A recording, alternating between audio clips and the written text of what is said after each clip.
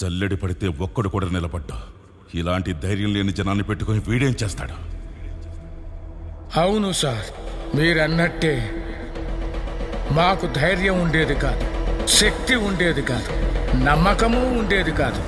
చావు మా మీద గంతులేసేది. కానీ ఒకడు అడ్డం నిలబడ్డాడని వాడిని ఖాళీ ముందు తల నరికాడు కదా. ఆ రోజు చాలా సంవత్సరాల తర్వాత చావు మీద మేము గంతులేసాం. వాడు కత్తి విసిరిన వేగానికి ఒక గాలి పుట్టింది సార్. ఆ గాలి నరాతీలో ఉన్న ప్రతి ఒక్కడికి ఊపిరిచ్చింది.